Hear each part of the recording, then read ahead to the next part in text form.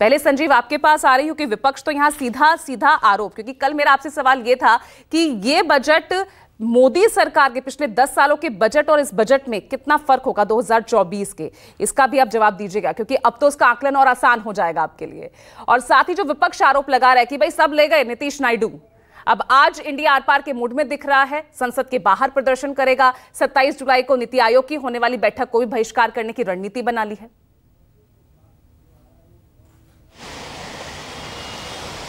यह देखिए, ऐसा होता है कि अमूमन चुनावी साल में जो फरवरी में अंतरिम बजट आता है, उसके बाद चुनाव होते हैं और चुनाव के बाद जो सरकार बनती है, अगर वो सरकार वही है जो कि फरवरी में बजट अंतरिम बजट पेश कर चुकी है, तो वो जो नया बजट पेश करती है जुलाई में, वो दरअसल एक विस्तार की तरह होता है। उसमें नई बातें होती हैं, लेकिन कहीं ना कहीं कंटिन्यूटी जो होती है, निरंतरता, वो देखी जाती है।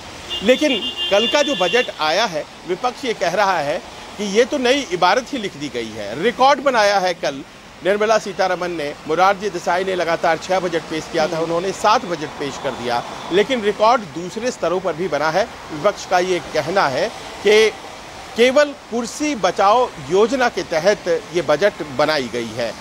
उनका ये आरोप है कि 2 राज्य जिनके आधार पर केंद्र की कुर्सी बची हुई है प्रधानमंत्री मोदी की, उसके हिसाब से बजट बनाया गया है और वो नाम बिहार और आंध्र प्रदेश का ले रहे हैं और अपने तरीके से तर्कों से साबित भी करते हैं। वो कहते हैं कि 48 लाख करोड़ का ये बजट है, पिछले बजट से 3 लाख करोड़ ज़्यादा, लेकिन उसमें ज़्यादातर राज्यों के लिए कुछ भी नहीं है और 11 बार बिहार का नाम लिया गया और चुनावी राज्य जो हैं उनकी तरफ देखा भी नहीं गया। उन्होंने कहा कि बिहार की तरह की जो समस्याएं हैं वो दूसरे राज्यों में भी हैं, तो क्या दूसरे राज्यों की समस्याएं इसीलिए उनको आवंटन नहीं मिलेगा क्योंकि वहाँ से आने वाले सांसद केंद्र सरकार का समर्थन नहीं कर रहे हैं? क्या कुछ ऐसी बात है? गलती क्या है महाराष्ट्र की? इस तरह के सवाल किए जा रहे हैं। आंध्र प्रदेश और बिहार, इन दोनों को लेकर के बहुत ही नाराज़गी जताई जा रही है और कल मैं जब बात कर रहा था, चाहे वो कर्नाटक के सांसद हो, तमिलनाडु के सांसद हो, महाराष्ट्र के सांसद हो, वो सब इस बात को कह रहे थे। वहीं दूसरी तरफ अजीब स्थिति है, बिहार से आने वाले राष्ट्रीय जनता दल के सांसद वो ये कह रहे थे ये तो रूटीन चीज़ें हैं, इसमें तो हमें कुछ मिला ही नहीं है, कैसी बातें हो रही हैं, विशेष राज्य का दर्जा अगर नहीं मिला तो बाकी चीज़ें तो बेकार हो जाती हैं। मनोज झा जो उनके सबसे प्रखर वक्ता हैं वो कह रहे थे। लेकिन हकीकत तो देखिए ये है ना कि आज की तारीख में 59,000 करोड़ रुपए बिहार को विभिन्न योजनाओं के मद में मिले हैं, चाहे वो एक्सप्रेसवेज का निर्माण हो, पुलों का निर्माण हो, चाहे वो टूरिस्ट सर्किट पर जिस तरह से लाया गया है बिहार को उसके ज़रिए हो, चाहे वो बाढ़ राहत के लिए आवंटन की बात हो, और कुछ उसी तरह से पोलावरम प्रोजेक्ट और अमरावती को बनाने के लिए आंध्र प्रदेश को विशेष तौर पर वो जो 15,000 करोड़ का एक पैकेज सीधे दे दिया गया है। इस तरह से व्यवस्था दूसरे राज्यों की नहीं की गई है और इसका सीधा असर आपने देखा कि कैसे लोगों में प्रतिक्रिया आ रही है। स्टालिन ने, जो कि मुख्यमंत्री हैं तमिलनाडु की, उन्होंने कह दिया कि साहब हम तो नीति आयोग की बैठक में आएंगे ही नहीं। उसके अलावा कांग्रेस के मुख्यमंत्री भी अब नहीं आएंगे, वो साफ ऐलान कर दिया गया है। 27 तारीख को नीति आयोग की बैठक है।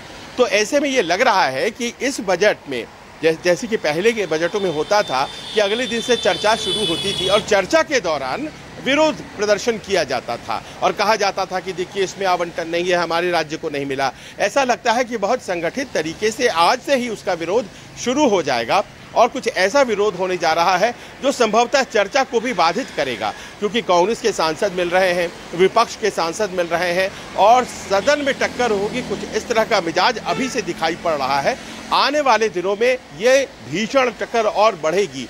वजह उसकी ये है कि इस सदन के तुरंत बाद उपचुनाव होने हैं। उपचुनाव 10 सीटों पर होना है उत्तर प्रदेश में। उसके अलावा आप जानती हैं कि बिहार की 4 सीटों पर चुनाव होना है, राजस्थान की 5 सीटों पर उपचुनाव होना है और फिर 3 ऐसे राज्य हैं जहां विधानसभा चुनाव होने हैं, महाराष्ट्र, हरियाणा और झारखंड।